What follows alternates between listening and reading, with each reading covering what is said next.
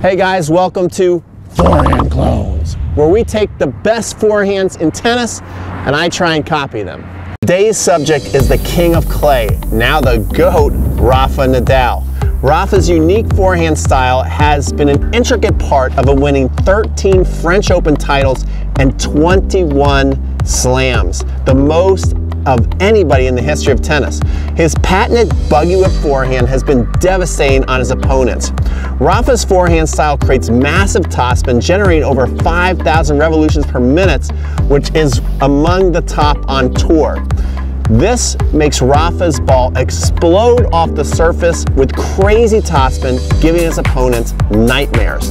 Especially considering Rafa is a lefty and most of his opponents are right-handed, which means it creates a mismatch of Rafa's devastating forehand against his opponent's weaker backhand. Today's forehand clone challenge is going to be difficult. One, because my current forehand looks nothing like Rafa's, and number two, Rafa's forehand is totally unique. If you love tennis, you know that no one hits the forehand quite like the Spanish bull.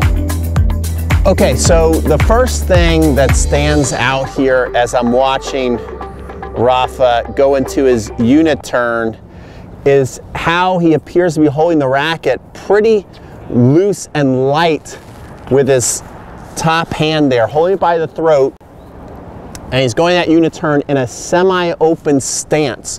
So I'm gonna try and get this step by step. Also, you guys let me know what you think looks good and what I need to improve on. I know I'm not gonna be able to get every single part of Rafa's forehand exactly like he hits, but it's a great way to just kind of show the learning process that if you're looking to make a change, you know, how can you go about it? So the first thing I'm doing is just simply studying what's going on with Rafa.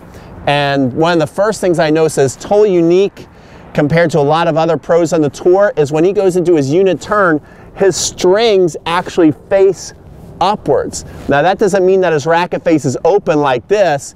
It's actually going to be closed when he turns it down, but that's kind of unique, and that puts, if you think about it, that puts his wrist in a more flexed position, and it's kind of already setting off some light bulbs, like this is how he gets such a crazy racket lag.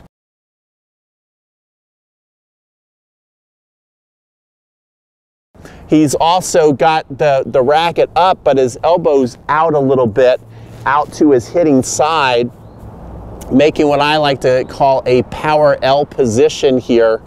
And so that's what I'm first noticing.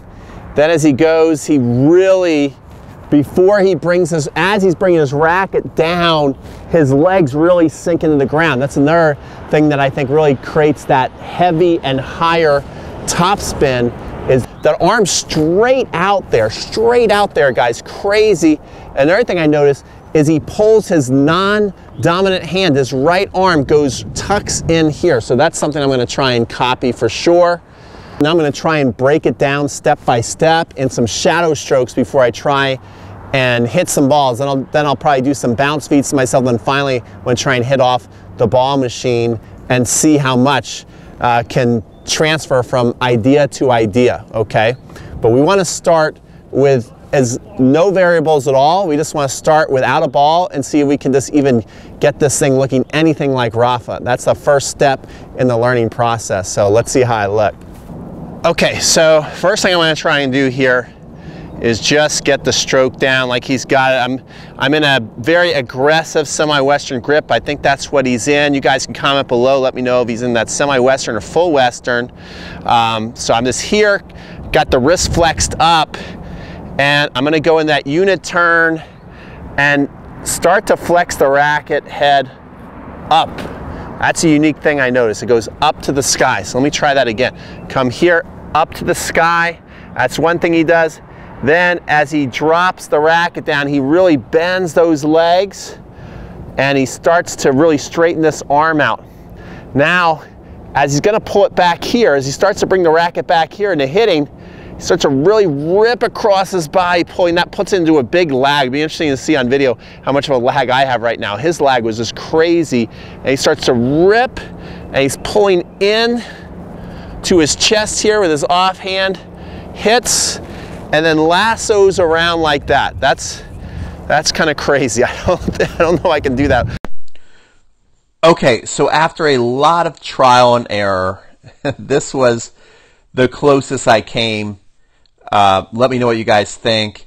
I couldn't do the bring back and then come down to this position, so I decided to start from this position, which again I recommend when you're trying to learn something, you know, do it in bits and pieces.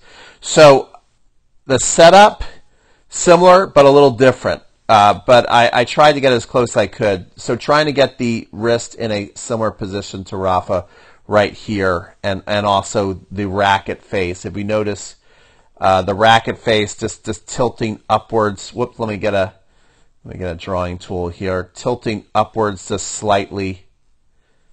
The edge of the racket, I'm trying to show you guys, tilting up slightly, okay? We'll zone in on both right here. So you see that right there, tilting up slightly, coming back down into there so we can see both, the entire shot. Again, look at the edge of the racket, close, in the neighborhood, maybe not exactly like Rafa.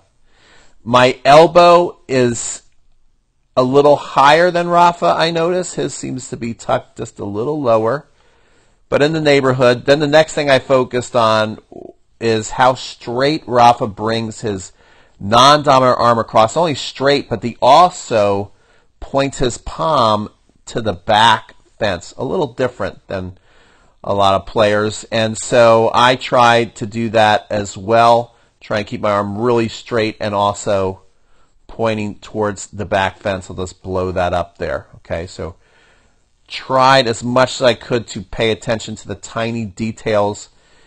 And then here's where Rafa's shot just starts to look really awesome to me. And I really feel like he connects his hip and his hand so well, connecting the hip and the hand so well, and then starts to go into that crazy racket lag that he's known for.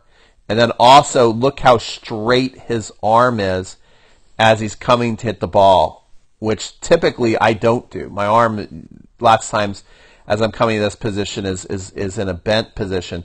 So this was something I was proud of, because not normal or natural for me. So we can see here that we kind of have a similar look leading up into the ball from just our body posture and the way we're using our offhands here.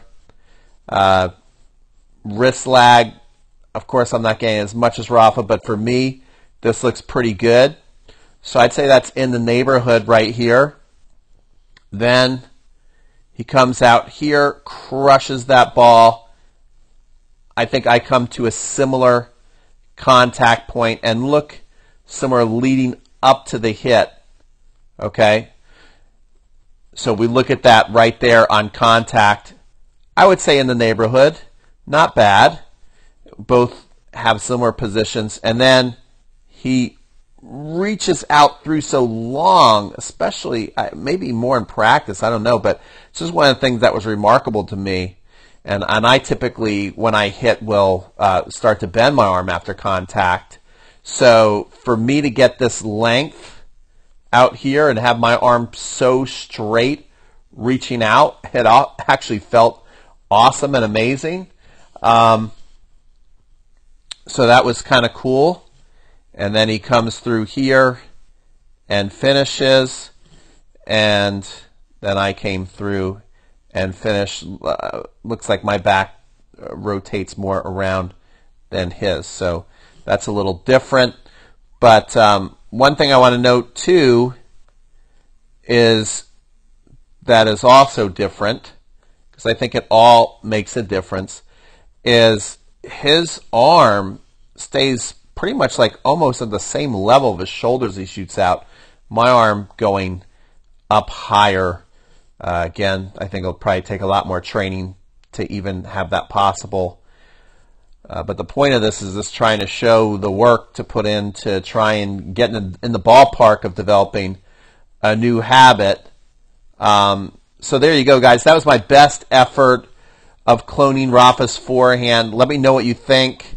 I know it's not exactly like Rafa. I know I'm not even close to the player of Rafa, but just trying to get some bits and pieces, and the bits and pieces that I did that I think are great habits that Rafa has, felt good. It felt good. It felt different. It felt more power. Ball really exploded off my racket. So yeah, comment below. Let me know what you think of the effort. Let me know who we should try and clone next in our series. And you can also say, I want to see a serve, a forehand, a backhand. Please stay away from two-handed backhands. I can't hit one, so one-handed backhands. And like, comment, and subscribe if you like this video of forehand clones.